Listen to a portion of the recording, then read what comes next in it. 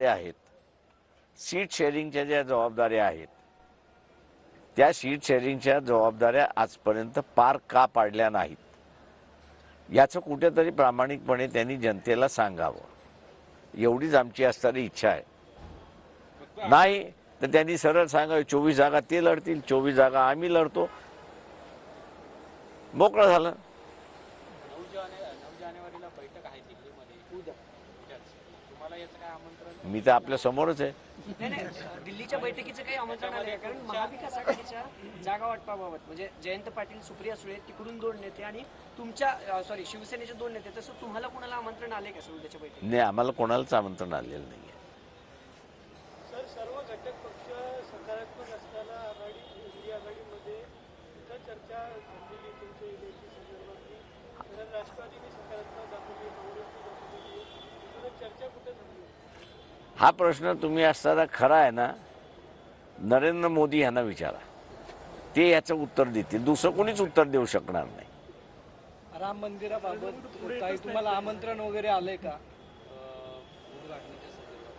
मी वर्तमानपत्रातून वाचतोय की मला निमंत्रण येणार आहे, मी त्याची वाट पाहतोय। एक दुसरं जे आहे ते मोदींनी असं सांगितलंय की त्या दिवशी दिवाळी साजरी करा।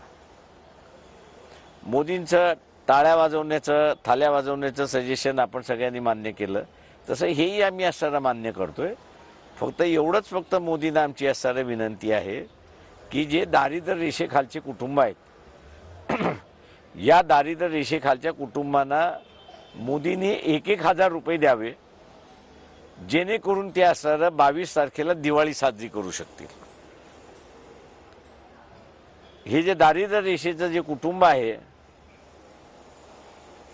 त्यांनी त्यांच्याच पैशातून दिवाळी साजरी करायचं असं जर सांगण्यात येत असेल आणि त्यांनी जर केली तर त्यांच्या मुलांना ते जे काही गोड खाण्याला देतील महिन्याभरामध्ये 2-3 ठिकाणी सॅक्रिफाईस करावं लागेल अशी परिस्थिती आहे।